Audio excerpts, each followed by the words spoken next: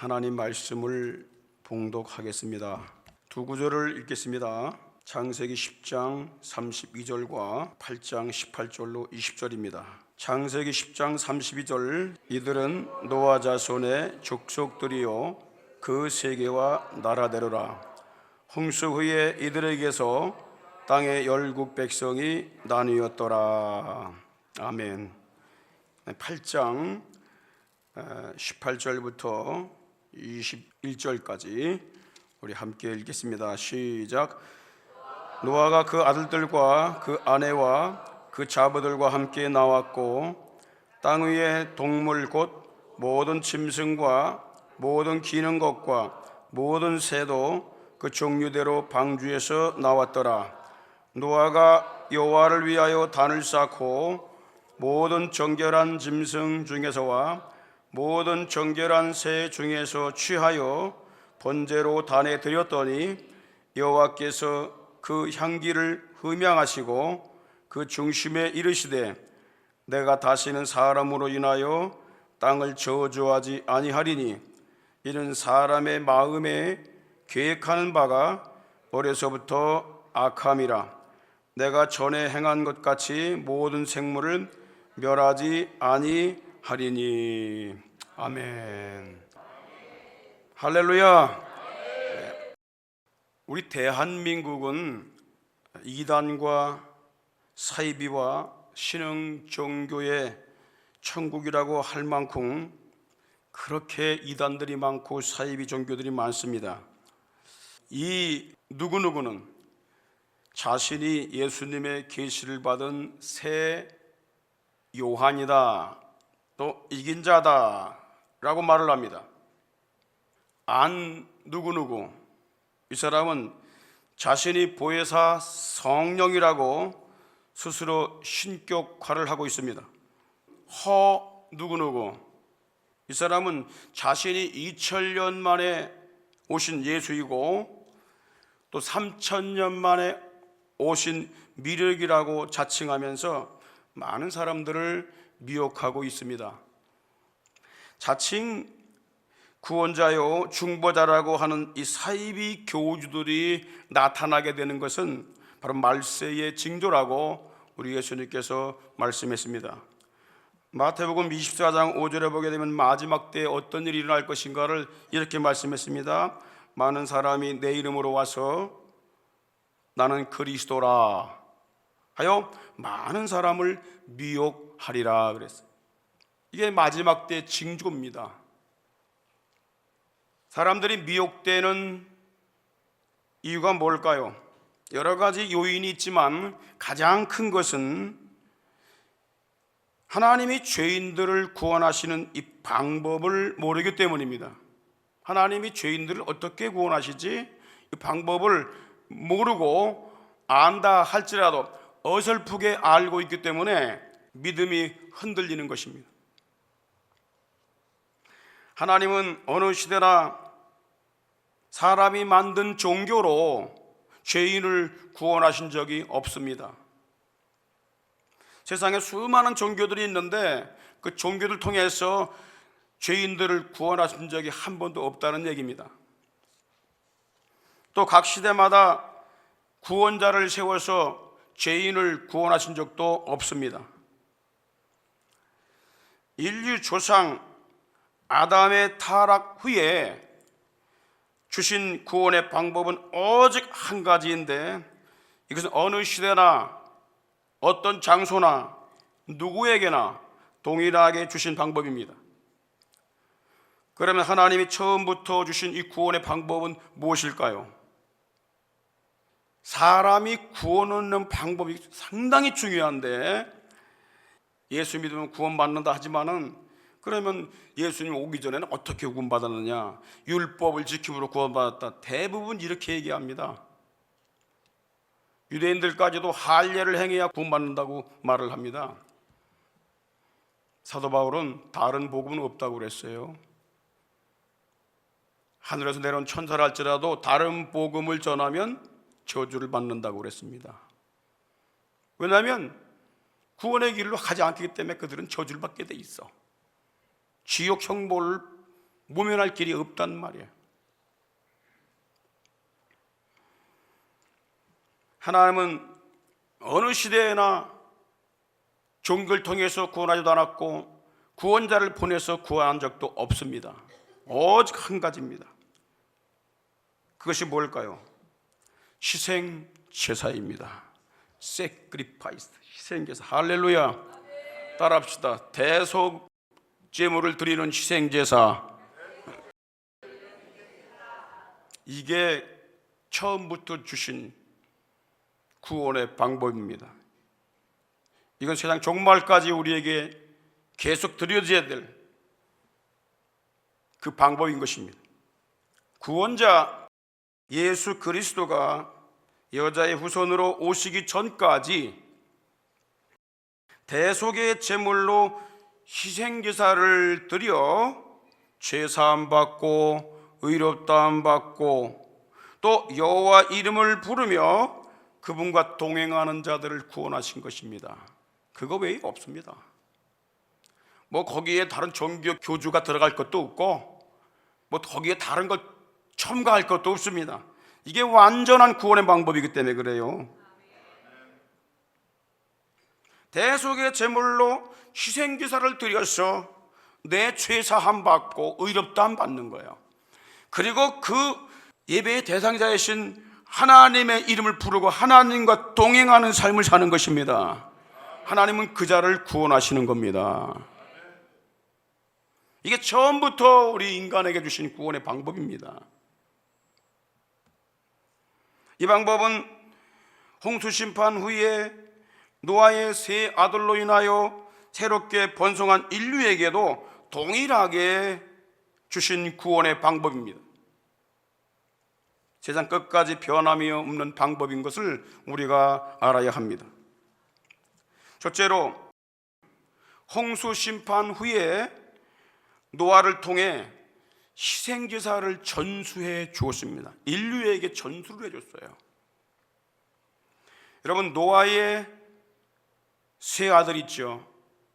노아의 부인, 노아의 세 아들의 부인들 해갖고 8식구입니다. 8식구가 방주에서 살아남았습니다. 이들은 홍수심판 이전과 홍수심판 이후에 두 세대를 산 자입니다. 하나님이 이들을 왜 남겨두신지 아십니까? 인류의 번성을 위해서 그들이 비록 죄악에 빠져도 죄산받을 수 있는 길을 알려주시기 위해서 두 세대를 살게 한 것입니다. 그들이 홍수심판에서 구원된 다음에 가장 먼저 한 것이 뭔지 아십니까? 오늘 읽은 본문 말씀입니다. 창세기 8장 18절로 20절에 보면 이런 말씀이 있어요. 노아가 그 아들들과 그 아내와 자부와 함께 나왔다고 그랬어요. 어디서? 방주에서 나온 것입니다. 그리고 그 방주 안에 있던 동물들, 정결한 짐승들도 다 함께 방주에서 나왔습니다. 노아가 여호와를 위하여 단을 쌓고 그랬어요. 단을 쌓았어요. 제단을 쌓은 것입니다. 왜? 거기다 정결한 짐승, 정결한 새들 이런 것들을 제물로 번제로 태워드리려고. 그래서 노아가 번제로 단에 드렸다 그렇게 말씀하는 거예요. 그들이 이 희생제사를 드렸을 때에 하나님께서 놀라운 응답을 주셨습니다. 21절에 보니까 여호와께서 그 향기를 흠양하시고 그 중심에 이르시되 내가 다시는 사람으로 인하여 땅을 저주하지 아니하리니. 왜요? 이는 사람이 마음이 계획하는 바가 어려서부터 출생해가지고 자라면서부터 악하기 때문이라는 거예요. 그러면 그 악하다고 해서 다 그때마다 계속해서 이 홍수 심판이나 저주를 내려갖고 땅을 이렇게 망가지게 만든다면 어떻게 살 수 있겠어요? 그래서 하나님께서 희생제사를 드린 노아에게 응답을 주신 거예요. 다시는 내가 사람으로 인하여 땅을 저주하지 않겠고 내가 전에 행한 것 같이 홍수 심판 같이 모든 생물을 멸하지 아니하리라. 여러분, 하나님이 희생제사를 드린 아벨을 의롭다고 인정하신 것처럼 하나님은 노아가 드린 희생제사를 받으시고 다시는 사람 때문에 땅을 저주하지 않겠다고 하신 거예요. 그 희생제사를 받으시고 다시는 사람으로 인하여 생물, 동물들을 멸하지 않겠다고 하시면서 무지개 언약을 주신 겁니다. 그게 무지개 언약이야.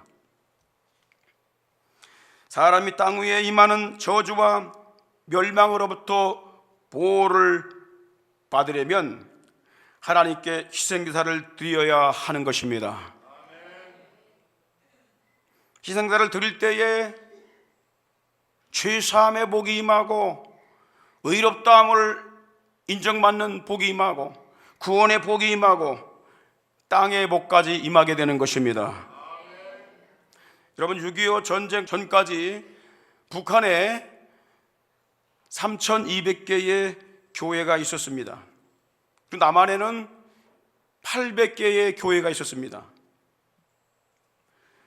그때는 남한보다 북한이 더 잘 살았습니다. 그런데 북한이 공산주의자 김일성에게 쏘가서 공산국가가 된 후에는 모든 교회가 폐쇄가 되어버렸습니다. 3,200개의 교회가 폐쇄됐습니다. 그리고 목사들은 숙청을 당했습니다.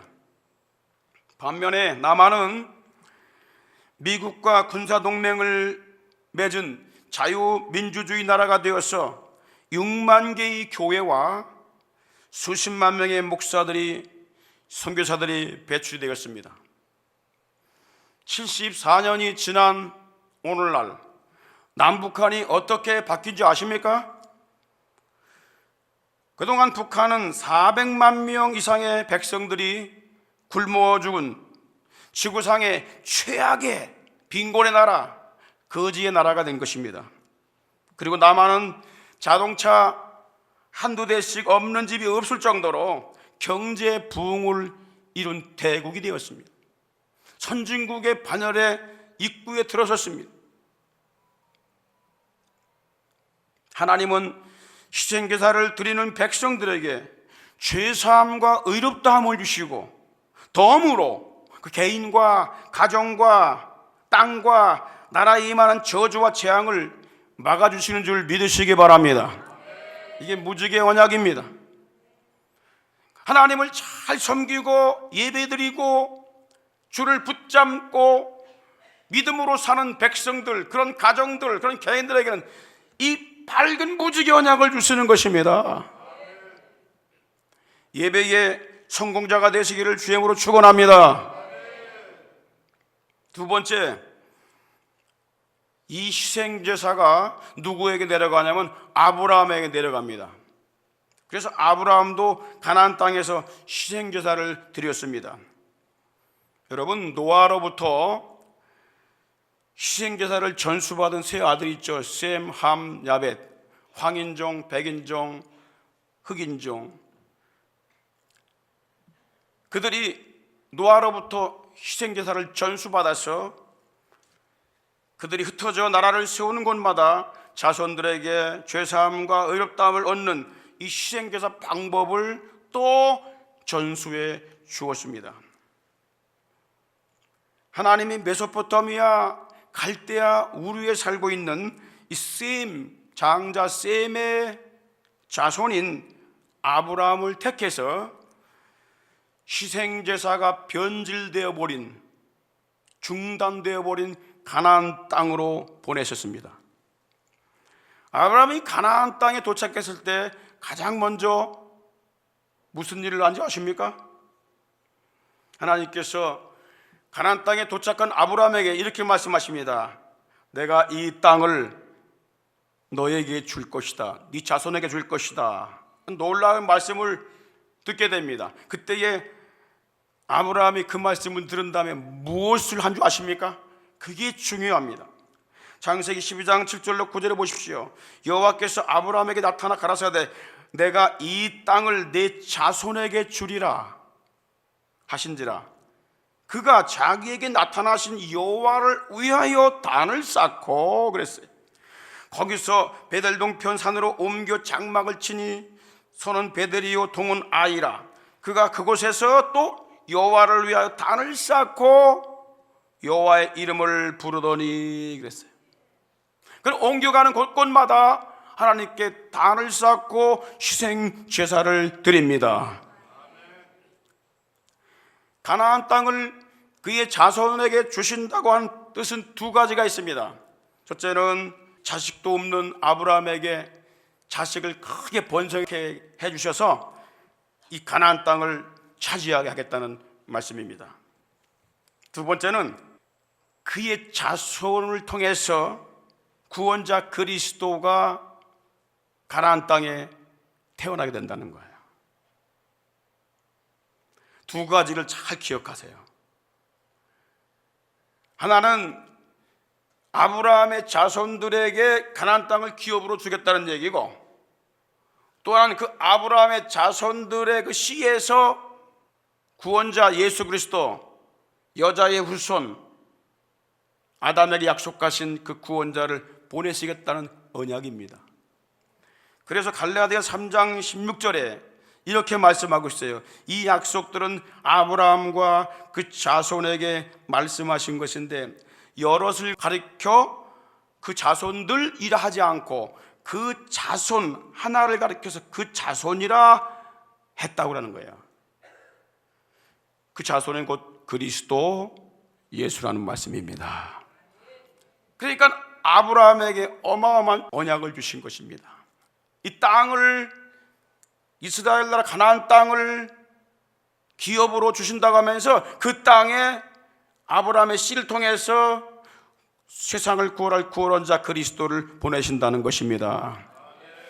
구약 시대 때 살았던 사람들은 장차 오실 예수 그리스도를 바라보고 희생제사를 드린 겁니다. 이것이 구원의 조건입니다.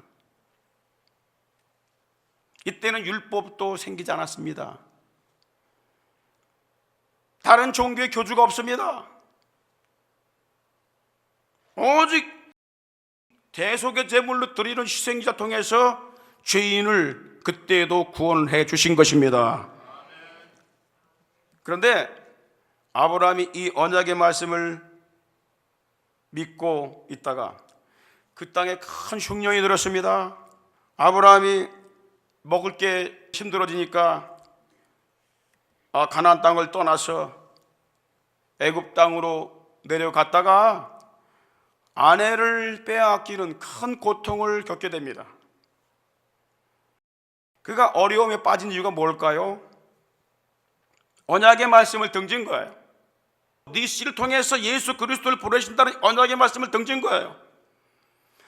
이 땅을 지켜야 되는 거야. 믿음으로 지켜야 되는데 네 자손들에게 줄 것인데 너 좀 배고프다고 이 언약의 말씀을 떠나? 언약의 땅을 떠나? 언약으로 세운 이 교회를 떠나? 그렇게 하게 되면 네 삶 속에 어려움이 온다는 거야. 아브라함은 희생제사를 드릴 수 없는 우상의 땅으로 내려갔습니다. 바로왕의 강력한 통치 아래 거기서 어떻게 다른 걸 섬길 수 있습니까? 하나님께서는 그 약간의 어려움을 허락하심으로써 아브라함에게 깨달음을 주신 것입니다. 가나안 땅을 떠나니까, 언약의 땅을 떠나니까, 주님이 세우신 이 교회를 떠나니까 이런 어려움이 오고 있구나 깨달았어요. 그래서 하나님이 아브라함을 다시 일으켜 세우십니다. 아내를 찾게 만드십니다. 그리고 가나안 땅으로 다시 인도하십니다. 그런데 그가 가나안 땅 돌아왔을 때 어디로 간지 아십니까? 창세기 13장 4절에 보십시오. 다 같이 시작. 그가 처음으로 단을 쌓은 곳이라. 어디로 갔어요? 처음으로 단을 쌓은 그곳으로 다시 돌아갔어요. 그가 거기 거하면서 뭐를 했습니까? 여호와 하나님의 이름을 불렀습니다. 신앙이 회복된 것입니다. 예배가 회복된 것입니다. 여러분 신앙이 회복돼야 될 줄 믿습니다. 교회 나오지도 않고 나는 마음으로 믿고 있다 그러고 예수 믿고 있다 그러고 말을 합니다. 거짓말입니다. 왜냐하면 그들은 예배를 드리지 않습니다. 그들 예배가 없습니다. 희생제사가 없습니다. 구원이 없는 것입니다. 이후에 아브라함은 장막을 옮기는 곳마다 하나님께 희생제사를 드리기 위해서 단을 쌓았습니다. 창세기 13장 18절에 보니까 이에 아브라함이 장막을 옮겨 헤브론에 있는 마므레 상수리 숲에 이르러 거기서 여호와를 위하여 단을 쌓았다. 그 아들 이삭도 단을 쌓았고 그 손자 야곱도 단을 쌓고 브엘세바에서 단을 쌓고, 그래서 그 가나안 땅에 메소포타미아에서 건너온 히브리인들이 단을 쌓는다, 이 소문이 퍼지게 된 거예요. 우상의 땅에 이 소문이 퍼지게 된 거예요. 우리는 주일날 무슨 일이 있어도 주 앞에 나와서 예배를 드린다라고 하는 이 소문이 퍼져야 될 줄 믿습니다. 우리 가정에서도 우리 마누라는 주일날은 딴 거 절대 안 해. 내가 해봐야 소용도 없어. 그래서 포기를 해버리게 만들어야 되는 거예요. 아, 이거 한 번이면 어때? 그 딸려가면 다음에 또 그래요. 여러분, 예배는 주님과 언약하신 이 약속입니다. 주님과 약속이 더 중요하지 사람과 약속이 더 중요합니까? 주님과 약속을 어기고 사람과 약속을 아무 잘 지켜야 뭐합니까? 우리의 믿음을 굳게 붙들어야 됩니다. 할렐루야. 그러면 하나님이 죄인들로부터 희생제사를 받으시는 이유가 뭘까요? 왜 그럴까요? 죄인이 용서받고 의롭다함 받는 것은 인간의 공로나 노력이나 종교적인 선행이나 이런 것들로 되지 않는다는 거예요. 않고 오직 대속의 제물이 필요하다는 거예요. 희생제물이 필요하다는 것입니다. 생명이 대신 죽어줘야 한다는 거야. 그래야 죄를 갚아준다는 거야. 그것을 깨닫게 하시기 위함인 거예요. 이것을 가장 잘 알고 있었던 셈의 자손들이 있었는데, 이 셈이 5명의 아들을 낳았어요. 그 5명의 아들 중에서 맨 마지막 아들이 바로 아람입니다. 그런데 이 아람의 첫째 아들이 있습니다. 그게 우스입니다. 우스. 이 우스가 동쪽으로 가서 세운 나라가 있는데 그것이 우스라는 나라입니다. 이 우스라는 나라에 욥이라고 하는 족장이 살고 있었습니다. 이 욥은 아브라함보다 훨씬 앞서 존재했던 사람입니다. 욥기 1장 1절 보십시오.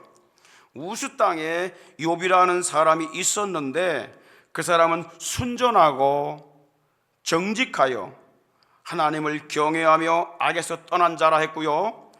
그리고 3절에 보게 되면 동방에서 가장 큰 자, 부자란 얘기예요. 가장 큰 부자란 얘기예요. 그에게 10남매가 있었습니다. 그 10남매를 그가 어떻게 양육한 줄 아십니까? 오늘 말씀 듣고 자녀를 어떻게 양육하는 것이 가장 하나님이 기뻐하시고 보람된 양육인가, 그걸 우리가 알아야 됩니다. 욥기 1장 5절에 보게 되면 이런 말씀이 있어요. 잔칫날이 지나면, 그 10남매 중에 누가 한 잔치를 하잖아요. 생일 맞아갖고. 그럼 다 집안 식구 모일 거 아니에요. 혼자 손들 다 모입니다.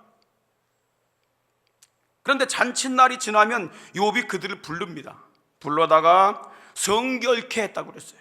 거룩하게 했다고 그랬어요. 깨끗하게 해야 돼, 이들을.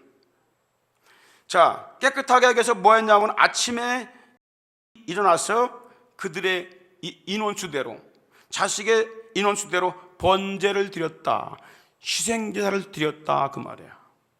왜 그렇습니까? 욥의 생각은 이겁니다. 혹시 내 아들들이 죄를 범하여, 무슨 죄일까요 이게? 마음으로 짓는 자 있을까 봐. 마음으로 하나님을 배반했을까? 하나님에 대하여 부정한 말을 했을까? 하나님에 대하여 또 의심을 갖지 않았을까? 이런 마음을 가질 수 있다는 거야. 그 마음에 지은 죄까지도 없애기 위해서 자녀들을 다 불러서 인명수대로 하나님께 번제를 드리게 되는 거예요. 그런데 그 다음이 중에 욥의 행사가 항상 이러하였더라. 한 번만 그런 게 아니야. 욥이 살아있을 때 아마 계속 그렇게 했을 거야.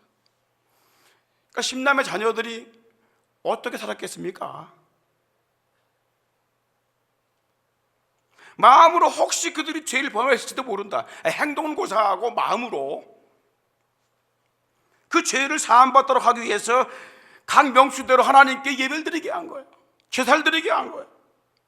부모들은 자녀들이 하나님께 예배를 드리게 하는 것이 세상을 의롭고 거룩하게 살아가는데 가장 중요한 것임을 알아야 합니다. 주님께 신실한 마음 갖고 욥처럼 자녀들을 예배만이라도 참석하라. 듣다 보게 되면 믿음이 생겨. 지금은 내가 이해가 안 될지도 몰라. 그런데 나중에 커가지고 이게 이런 말씀이었구나. 그래서 돌아오게 되는 거야. 여러분, 자녀, 손자들에게 예배가 생명인 것을 알려주어야 합니다. 예배만이라도 빠지지 마라. 다른 거 몰라도 예배가 생명이다. 할렐루야. 예배 실패하면 다 실패하는 거예요. 가인이 예배 실패하니까 다 실패한 거예요. 살인자가 되고 그 자손 중에서 아주 더 악한 자들이 나오게 된 거예요. 예배가 중요한 것입니다. 할렐루야. 신앙을 갖다 보게 되면 어려움 당할 때가 있어요. 욥도 이렇게 신앙이 좋았는데 욥이 어려움을 당했어요. 사업이 다 망가졌어. 자녀들이 죽고 몸에 병이 나고 몸에서 피고름이 나고 냄새가 납니다. 죄를 뒤집어 쓰고 제위에 앉아 있습니다. 그의 친구들 3명이 달려왔어요. 일주일 동안 아무 말도 안 해. 무슨 말을 할 수가 없어. 그 친구들은 엘리바스, 빌닷, 소발입니다. 그들이 위로한다고 욥을 찾아왔는데 위로는커녕 욥을 더 괴롭게 했어요. 왜 괴롭게 하는지 아십니까? 그들도 하나님을 잘 믿던 사람들입니다.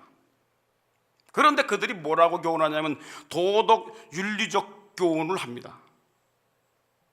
인과응보사상 맞지만은 그것으로 욥을 정죄합니다. 너 숨은 죄 있는 거 아니야? 남 모르게 몰래 죄 지은 거 아니야? 너 부자여서 남 도와주지 않은 거 아니야? 뭐 이러면서 그냥 하나님이 괜히 쓸데없이 이런 재앙을 내리겠냐? 이래가지고 이제 막 발설하는데 욥이 막 괴로워 죽겠어요. 나중에 욥이 이런 말을 합니다. 야, 내가 그 아들 먹여 살렸어. 내가 어디 이웃집에 있는 그 여인 눈 돌린 줄 아냐? 그럼 하나님 나에게 저주를 내리실 거야. 그러면서 자기의 올바르게 살았던 것을 다 이야기합니다. 욥의 마음은 막 긁고 나버린 거예요. 하나님이 욥의 3명의 친구들을 책망하십니다. 그리고 이렇게 말씀하십니다. 욥기 42장 8절에 9절에 보니까 하나님이 욥의 3명의 친구들에게 하시는 말씀이에요. 너희는 수송아지 7과 수양 7을 취하여, 그러니까 이들의 신분이 상당히 높은 사람들이었어요. 내 종 욥에게 가서 너희를 위하여 번제를 드리라 그래. 이해가 안 가죠?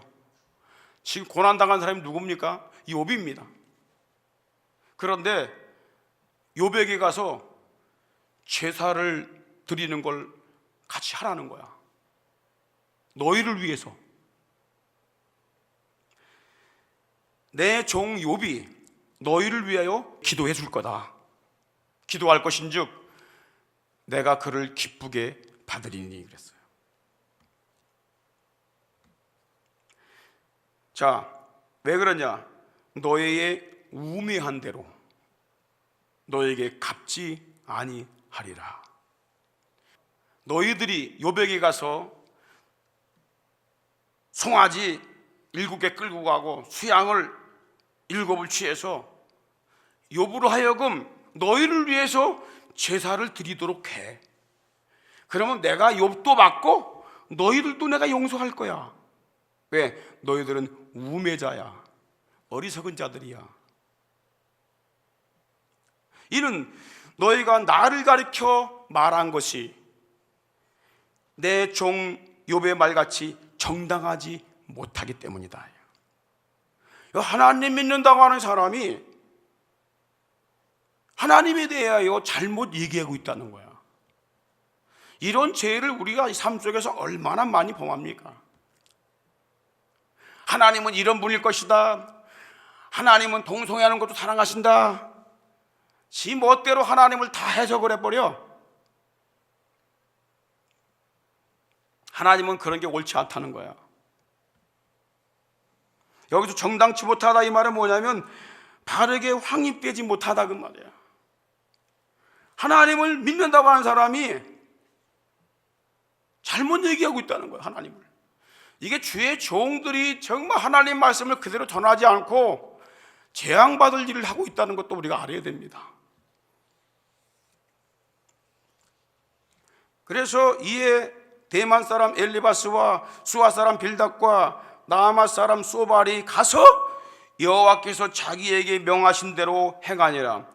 희생제사를 드렸다 그 말이야. 그랬더니 여호와께서 욥을 기쁘게 받으셨더라. 이것이 그리스도인이 범하기 쉬운 죄입니다. 하나님의 기쁜 뜻을 알지 못하고 남의 재앙당하는 거, 고통당하는 걸 보면서 인과응보적으로 항상 생각을 하는 거야. 저 사람 무슨 죄가 저렇게 많길래 저렇게 어려움을 당하지? 다 그렇잖아. 나는 깨끗한 것처럼, 잘못 없는 것처럼. 18명이 망대가 무너지는 바람에 깔려 죽었어요. 예수님께서 이렇게 말씀하십니다. 다른 사람들이 마음속에 저 사람들은 무슨 죄가 저렇게 많길래 제명에 못 살고 재앙을 받고 한꺼번에 폭삭 죽었을까? 예수님께서 그들의 마음을 아시고 이렇게 말씀하셔요. 너희들도 회개하지 않으면 저와 같이 망하리라. 그걸 보면서 네 죄를 회개해. 남에게 정죄하지 말고 네 죄를 회개해. 너는 더 나쁜 사람이 될 수도 있다는 걸 알아. 남의 고통을 보면서 그것을 판단하는 바리새인이 되지 마라. 자신도 모르게 하나님의 뜻을 왜곡하는 그 죄를 범하지 마라. 3명의 친구 엘리바스, 빌다, 소발, 너희들은 지금 하나님 믿는다고 하면서 나에 대해서 잘못 지금 말하고 있어. 그것 때문에 욥이 심히 상하고 마음이 괴로워하고 있어. 욥도 잘못이 있습니다. 교만죄입니다. 교만죄. 하나님 내가 뭘 잘못한 게 있습니까? 교만죄. 욥도 나중에 하나님께 큰 충고를 받아요. 욥에게 있는 죄도 그렇고 하나님을 잘못 말한 이 욥의 3명의 친구도 그렇고 다 뭐예요? 하나님을 믿는 사람들이었어요. 그럼에도 불구하고 그들은 의로운 척했던 사람들이야. 이런 죄를 어떻게 해결받습니까? 그래서 제사를 드리라고 했던 거예요. 욥이 그들을 위해 제사를 드리니까 하나님께서 욥도 받으시고 그들도 다 용서하시고 할렐루야. 예배는 이러한 남모르는 죄와 허물, 나도 모르게 짓는 죄, 이런 것까지 다 용서받는 통로인 것을 믿으시기를 바랍니다. 할렐루야. 마지막으로 이 희생양의 제물과 피로 생명을 얻고 천국을 기업으로 받게 되는 놀라운 진리가 있습니다. 하나님은 이 대속의 제물로 희생제물 드리는 것이 너무 중요하기 때문에 이스라엘 민족에게 깨닫게 했어요. 아브라함에게 깨닫고, 이삭에게 깨닫게 하고, 야곱에게 깨닫게 하고, 요셉에게 깨닫게 하고, 그것만이 아니라 이스라엘 민족 전체가 알아야 된다는 거야. 그래서 이스라엘 자손들이 이집트에서 430년 종살이를 하고 있었을 때에 하나님께서 아브라함과 이삭과 야곱에게 언약하신 대로 그들을 애굽에서 이끌어 내십니다.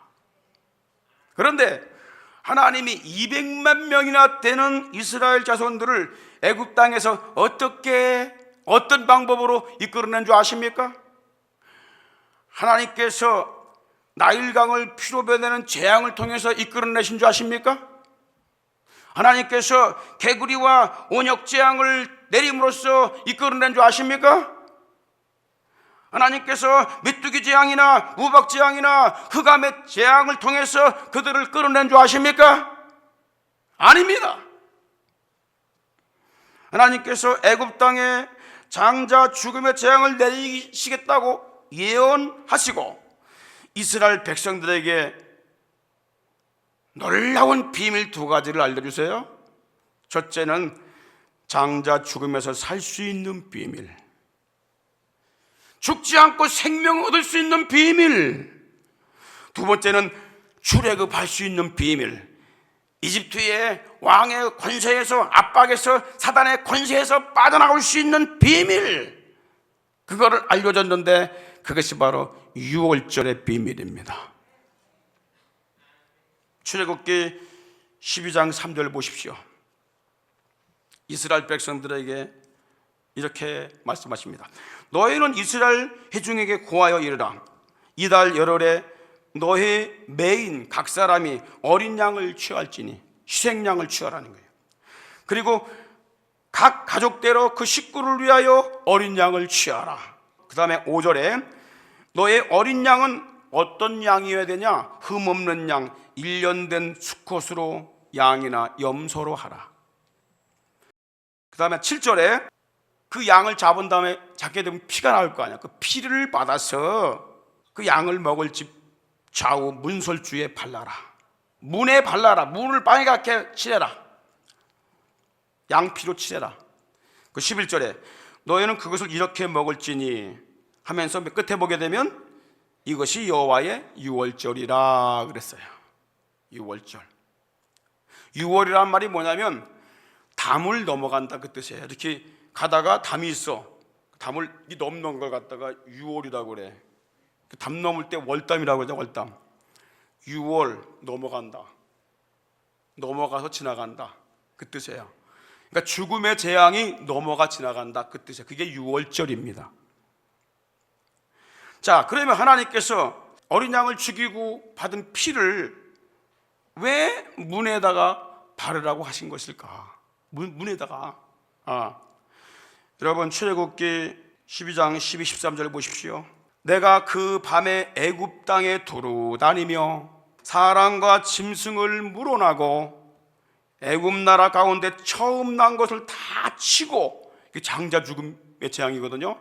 처음 난 건 동물이든 사람이든 남자든 여자든 다 죽이는 거야. 대표로다가 치고 애굽의 모든 신들에게 벌을 내리리라. 나는 여호와니라. 나를 섬기지 않고 나를 섬긴다고 하는 자들을 보내지도 않고 계속 꽉 붙잡고 있는 그 나라를 갖다 재앙을 내리겠다는데 그냥 싹 다 죽이면은 그들 구원 발생이 없잖아요.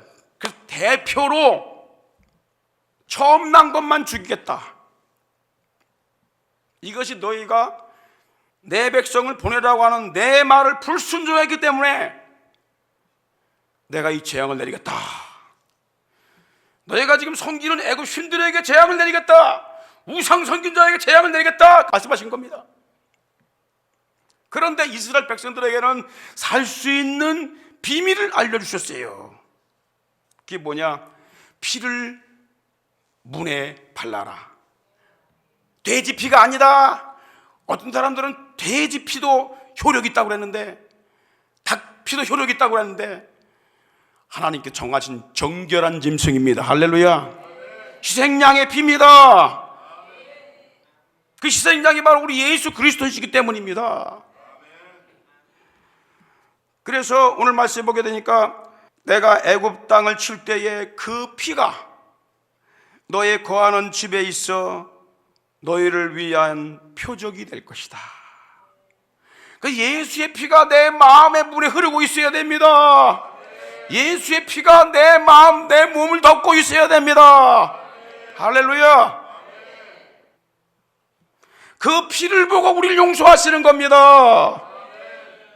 내 행위를 보고, 내 종교를 보고, 뭐 도를 닦고, 뭐 선한 일, 좋은 일 많이 하고 그것 때문에 용서받는 것이 아니라, 네 죄가 용서받으려면 누군가가 흠없는 제물이 되어 줘야 한다는 거예요. 그 증거로 피를 바르는 거예요. 아담과 하와가 이 양의 피 흐르는 가죽옷을 입고 그들이 사함받은 걸 알고 계십니까? 내가 이 피를 볼 때에 너희를 넘어가리니 재앙이 너희에게 내려 멸하지 아니하리라. 할렐루야. 어린 양의 피를 자기 집 문설주에 발라 죽음의 재앙이 넘어가던 그날, 430년간의 종살이를 하고 있던 이스라엘 백성들이 애굽의 바로왕의 속박에서 벗어나 영광의 탈출을 하여 가나안 땅을 향하게 된 것입니다. 바로왕이 손을 들어버렸어요. 출애굽기 12장 31절 32절에 보니까 바로왕이 모세와 아론을 불러갖고 이스라엘 자손을 데리고 떠나라. 너의 말대로 가서 여호와를 섬기라. 그때서야 손을 듭니다. 그리고 나를 축복하라. 이것 때문에 여러분, 우상을 섬기던 애굽 땅에 여호와 하나님이 누구인가를 알게 되었고, 재앙을 막는 길이 희생제사에 있다는 걸 알게 됩니다. 어린 양의 피에 있다는 걸 그들이 알게 됩니다. 어린 양의 피를 문설주에 발랐을 때에 네 가지의 복이 임했어요. 첫째는 죽음의 재앙이 넘어가고 생명을 보호받은 것입니다. 두 번째는 바로왕의 압제에서 해방되어 구원을 얻은 것입니다. 세 번째는 하나님 섬기는 복, 하나님께 제사하는 복을 회복하게 된 것입니다. 네 번째는 그리스도가 오실 언약의 땅을, 가나안 땅을 기업으로 받게 된 것입니다. 그 어린 양의 피를, 제물 얼마나 중요한지 아십니까? 마귀 역사는 이걸 다 버려버리려고 그래요. 네 종교 내 종교 다 구원을 받는다고 이렇게 얘기합니다. 좋은 일하고 나쁜 일 하게 되면 다 구원 받을 거라고 얘기합니다.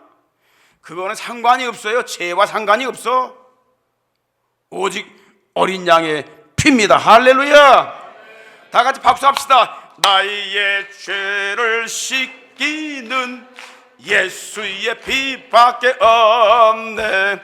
나를 정케 하기도 예수의 피밖에 없네. 예수의 흘린 피 날 쉬게 하오니 귀하고 귀하다. 예수의 피밖에 없네. 할렐루야. 왜 희생제물을 드리는 것이 그렇게 중요하고 처음부터 그걸 말씀하셨는가? 이 희생양, 희생제물이 창세기 3장에서 여자의 후손으로 보내신다는 그리스도 예수를 예표하고 있기 때문에 그런 거예요. 그래서 희생제사가 중요한 거예요. 이 구원의 비밀을 알고 있는 요한이, 세례 요한이 예수님을 향해서 이렇게 말씀하십니다. 요한복음 1장 29절에 다 같이 읽겠습니다. 시작. 이튿날 요한이 예수께서 자기에게 나오심을 보고 가로되 보라, 세상죄를 지고 가는 하나님의 어린 양이다. 누가요? 우리 예수님이 누구라고요? 세상죄를 지고 가는 하나님의 어린 양. 세상죄를 사하기 위해서 대속제물 대신 하나님의 보내신 어린 양, 나의 죄를 용서하시기 위해서 이 땅에 보내주신 하나님의 제물 어린 양. 그래서 고린도전서 5장 7절에도 봐도 사도 바울도 고린도 교회 교인들에게 이거를 알려줍니다. 예수님이 누구인가? 유월절 양이다. 예수님이 누구라고? 유월절 양, 곧 그리스도이시다. 할렐루야. 예수님이 이 세상 오시기 이전 사람들은 양의 핏부림을 받아 의롭다함을 받고 구원받은 백성이 되었고, 언약의 땅을 기업으로 받고 영원한 천국에 들어가게 된 것입니다.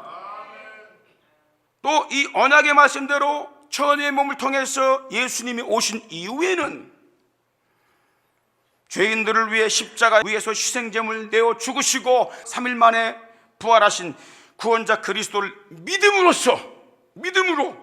죄사함 받고 의롭다함 받고 구원을 받는 것입니다.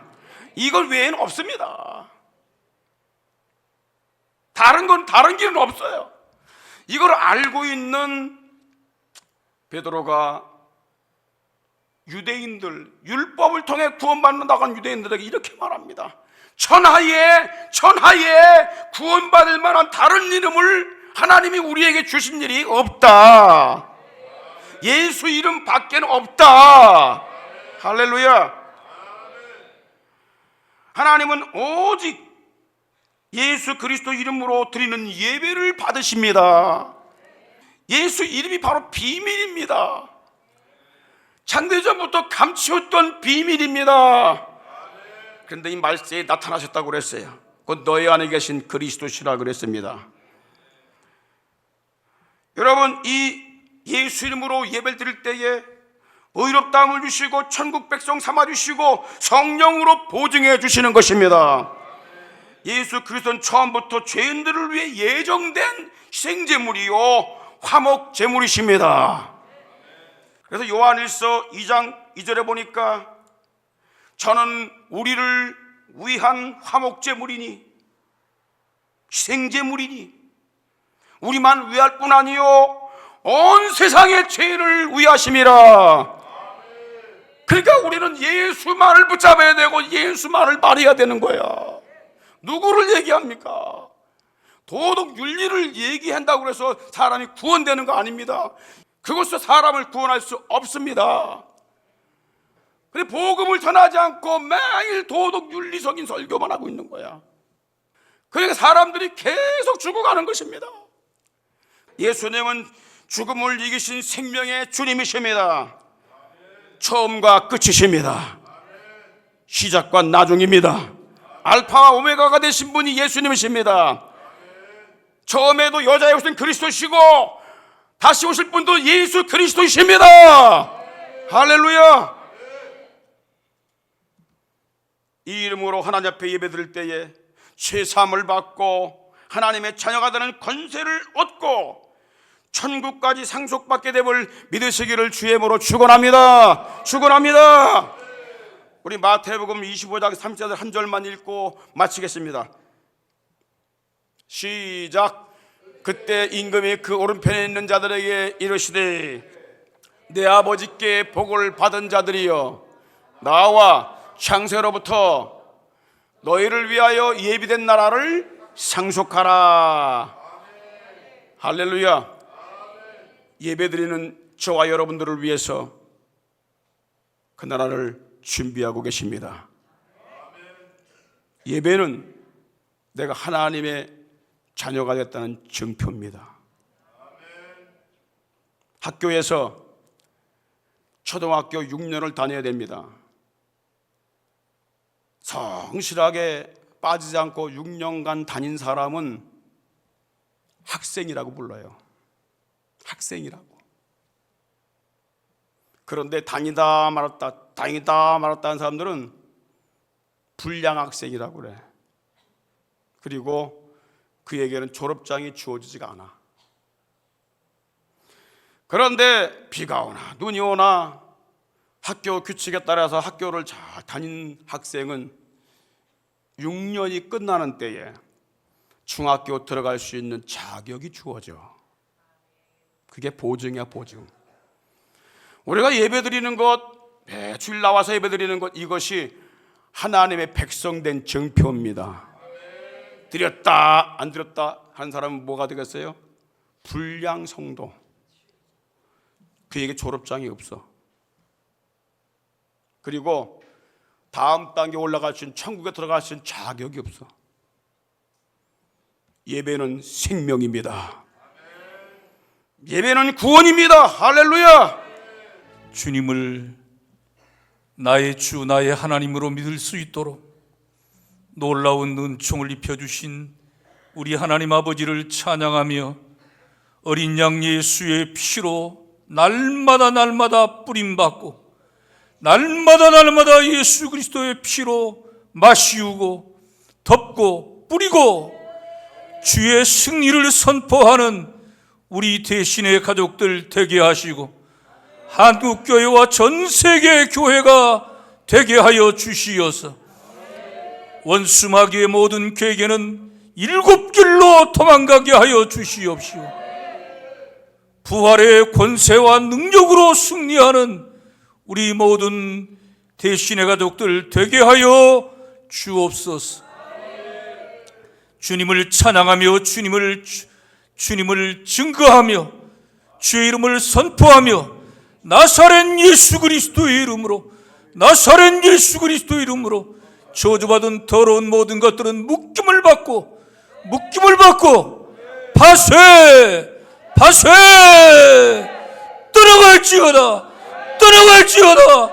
떠나갈지어다. 지금은 우리 구주 예수 그리스도의 크신 은혜와 하나님 우리 아버지의 극진하신 사랑하심과 성령님의 감동 감화 충만 교통하심이 사랑하는 모든 성도들의 심령 가정 사역과 산업들 위에와 이 땅에 주의 피로 사신 모든 교회들 위에와 전 세계 복음 전선에 파송받아 피 묻은 십자가의 복음을 선포하면서 다시 오실 우리 주님의 길을 예비하고 있는 모든 선교사님들을 위해 이제로부터 영원토록 함께 있을지어다. 아멘.